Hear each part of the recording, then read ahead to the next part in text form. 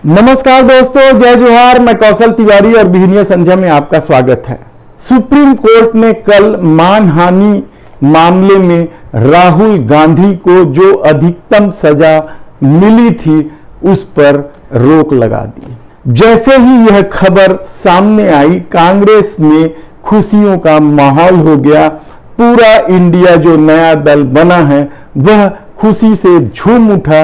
जगह जगह मिठाइयां बांटी गई और किसी ने कहा कि सत्य परेशान हो सकता है, पराजित नहीं होगा, तो किसी ने इसे सत्य की जीत बताया। लेकिन दूसरी तरफ भारतीय जनता पार्टी के खेमे में सन्नाटा पसरा हुआ था। लेकिन सबसे बड़ा सवाल ये नहीं है कि सुप्रीम कोर्ट ने क्या कहा। सबसे बड़ा सवाल तो ये है कि आने वाले दिनों में क्या सरकार इससे सबक लेगी। सरकार यानी मोदी सरकार जिस तरीके से इस दौर में सब कुछ अपने अनुकूल कर लेने की राजनीति की जा रही है, विरोधियों के स्वर कुचलने की कोशिश हो रही है और एक एक करके विरोधियों को दबाने की कोशिश हो रही है या बदनाम करने की कोशिश हो रही है, क्या उस पर विराम लगेगा? यह सबसे बड़ा सवाल इसलिए है क्योंकि सभी राजनीतिक दल इन दिनों 2024 में होने वाले लोकसभा चुनाव की तैयारी में लगी है।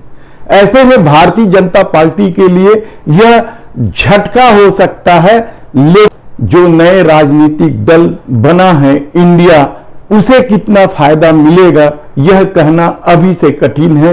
लेकिन इस दौर में जिस तरीके का खेल खेला गया, झूठ और अफवाह के सहारे नफरत की जिस राजनीति को हवा दी गई और मणिपुर से लेकर मेवात तक जिस तरीके का षड्यंत्र रचा गया, वह भी कम चौंकाने वाला नहीं है।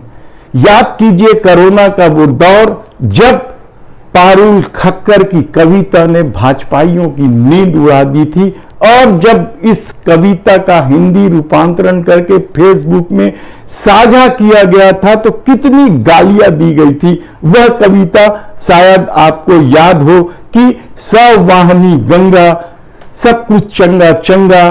उसकी कुछ पंक्तियां थी जिसमें राजा नंगा या बिल्ला रंगा जैसी बातें थी और यह सीधे सीधे मोदी सरकार पर हमले की बात कही जा रही थी। लेकिन अब जब मणिपुर से लेकर मेवात तक जल रहा है, तब भगत राम की कविता कितनी मार्मिक है और किस तरीके से प्रभावशाली ढंग से वह वायरल हो रही है, वह भी कम चौंकाने वाली बात नहीं है।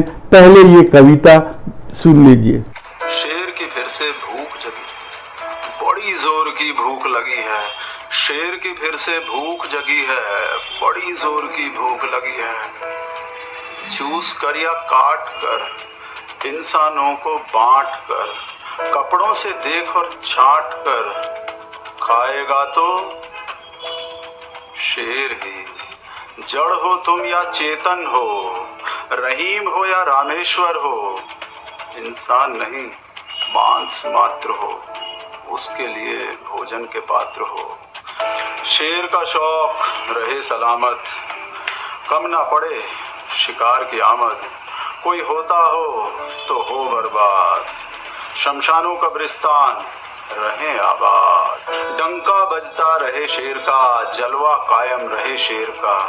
राजा उसको ही फिर बनना है तो देश को जंगल बनना होगा। राजा उसको ही फिर बनना है तो देश को जंगल बनना होगा और शेर शेर ही कहना होगा। बस थोड़ा ही सहना होगा, पांव से लेकर हाथ तक, मणिपुर से मेवात तक, उस भारत से आज तक। बंदर उसके काम आएंगे जो हिरणों को फुसलाएंगे और उसकी भूख मिटाएंगे। तुम सोचो अब क्या करोगे, आगे अब क्या जतन करोगे? एक दूजे को पेश करोगे या फिर वो खरगोश बनोगे? क्योंकि शेर की फिर से भूख जगी है, बड़ी जोर की भूख लगी। कितनी कड़वी सच्चाई और मार्मिक और समय के अनुरूप कितने कवि हैं जो इस तरह की कविता कर रहे हैं, गिनती के होंगे, वरना सब तो ठुकुर सुहाती या फिर सत्ता की चापलूसी करने में व्यस्त हो गए हैं। इस दौर में भगत राम ने निसंदेह ऐसी कविता लिखकर हिम्मत का काम किया है, लेकिन सवाल फिर वही है कि राहुल गांधी की सदस्यता क्या अब बहाल होगी? क्या 2024 में अब राहुल गांधी को रोकना मुश्किल हो जाएगा? यकीनन, क्योंकि भारत जोड़ो यात्रा के बाद राहुल गांधी ने जिस ढंग से अपनी छवि बनाई है और जिस ढंग से देश के प्रधानमंत्री नरेंद्र मोदी की छवि बिगड़ी है, वह 2024 के चुनाव के परिणाम की ओर क्या संकेत है? क्या आने वाले दिनों में जब राहुल गांधी भारत जोड़ो यात्रा पार्ट 2 शुरू करेंगे तो वह हिंदी भाषी राज्य में होगा, वह गुजरात से लेकर उत्तर प्रदेश को भी जोड़ेगा, तब क्या स्थिति बनेगी कहना कठिन है। लेकिन जिस तरीके से 45 दिनों का एक्सटेंशन संजय मिश्रा को मिला है वह भी संकेत है, और शायद अभी लोकसभा चल रहा है इसलिए ईडी किसी की गिरफ्तारी नहीं कर रही है। लेकिन यकीन मानिए कि जैसे ही लोकसभा की कार्रवाई स्थगित होगी, ईडी की कार्रवाई तेज होगी, क्योंकि इस दौर में सत्ता ने सब कुछ अपने अनुरूप साधने की कोशिश की, और इस कोशिश में याद कीजिए कि राहुल गांधी की सदस्यता कब गई, हिडनबर्ग की रिपोर्ट को किस तरह संसद में म्यूट किया गया।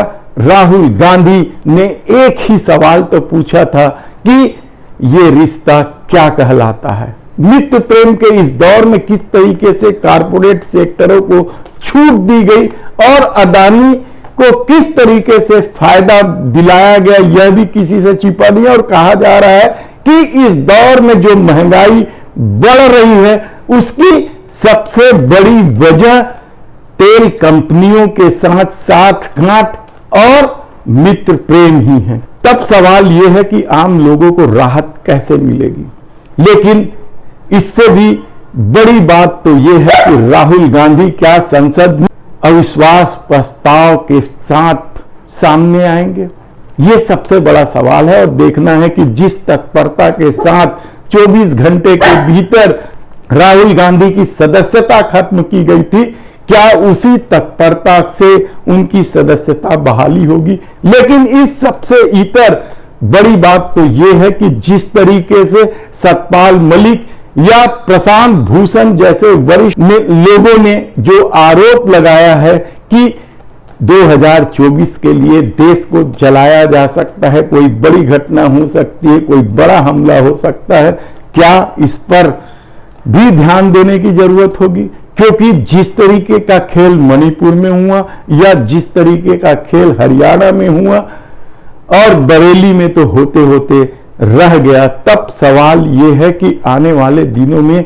मोदी सरकार और क्या करेगी और राहुल गांधी इस मामले में किस तरीके की रणनीति बनाएगी। क्योंकि इस दौर में जब धर्म और राष्ट्रवाद के आश्रय ही ओट पड़ने हैं, तब महंगाई का कहर क्या कुछ होगा कहना मुश्किल है। और अब तो आज यह संभावना व्यक्त की गई है कि प्याज 60-70 रुपए किलो हो सकता है सितंबर महीने में। देखना है कि यह व्यापारियों की चाल है या सरकार की नीति सचमुच ऐसा है या फिर सचमुच सीजनल यह सब कुछ हो रहा है। क्योंकि अक्टूबर में प्याज की नई फसल आ जाएगी, उसके बाद ही राहत मिलेगी, ऐसी संभावना व्यक्त की जा रही है। लेकिन सवाल फिर उसी दौर का है जिस दौर में लोग परेशान हैं, बढ़ती महंगाई, त्रस्त युवा और जलता हुआ प्रदेश। क्या इससे मोदी सरकार कुछ सबक लेगी या फिर सत्ता के लोग उनका जो एजेंडा है वह जारी रहेगा। हिंदू मुसलमान जरूरी है वोट हासिल करने के लिए, इसलिए इस खेल को और तेज किया जाएगा। कहना कठिन है। हम आपको बताते रहेंगे कि जिस तत्परता से राहुल गांधी की सदस्यता रद्द की गई थी, क्या उसी तत्परता से सदस्यता बहाल की जा रही है। धन्यवाद।